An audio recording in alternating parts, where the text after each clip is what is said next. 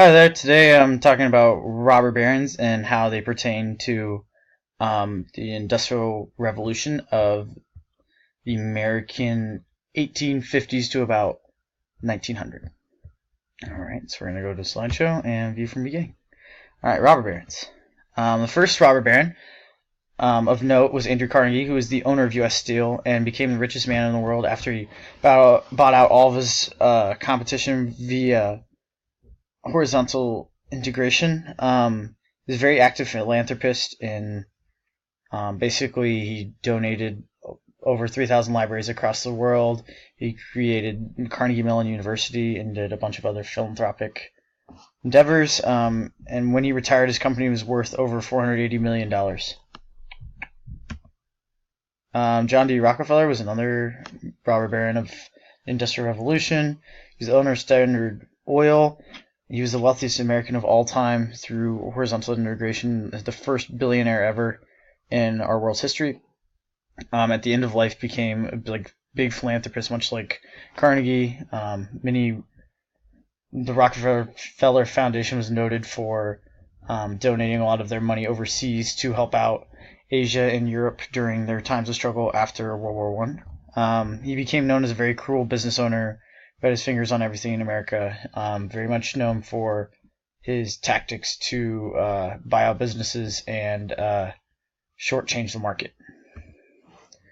J.P. Morgan dominated banking and consolidation of resources, so he was mostly known for helping the mergers of General Electric as well as the mergers of U.S. Steel to make sure that all companies came together. And so he had his hand sort of on all the financial stuff. He directed the banking coalition that stopped the Panic of 1907, but in turn it sort of helped out the wealthy more than it helped out the poor. And he's known as America's greatest banker.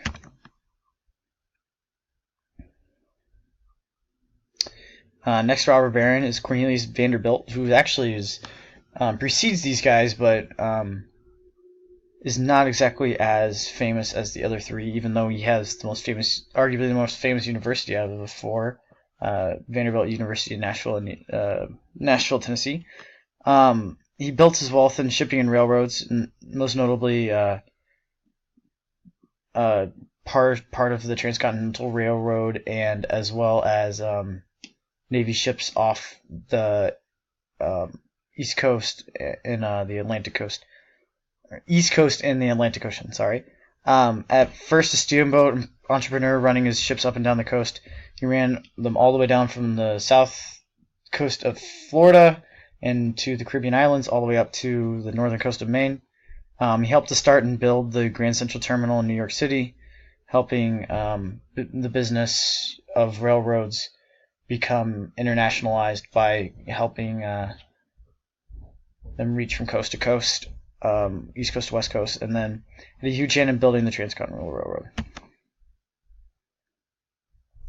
So based off of this, please take the next couple minutes to write a couple sentences comparing and contrasting two of the robber barons of your choice. Comment below in this Google Doc about one of your classmates' writings and say if you agree or not and why. Please separate them via paragraphs. Go to each of these links to learn about more about the robber barons. You're welcome to go to Andrew Carnegie's, John D. Rockefeller's, what the robber barons did to each other, and like how. And that's the third link, is the robber barons and what they did to each other and how they got along. Also, how they basically became the capitalists that they ended up becoming.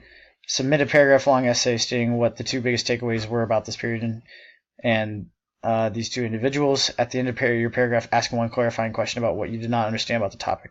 So if you want to ask a question about certain robber baron and what exactly they did, if you want to ask a question about what exactly one of their importances was, you can go ahead and ask away. Then here's the crash course. It's a very long video, so I'll just play first little excerpt of it.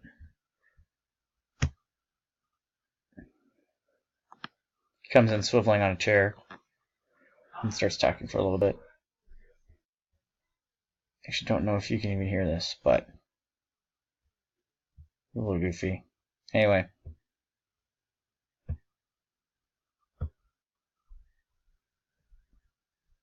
As you can see throughout, he basically goes through images and explains each part of the industrial economy in a very quick way, and that's why he calls it a crash course. So that's the whole 12-minute video. And that is the end of the PowerPoint. Thank you for watching.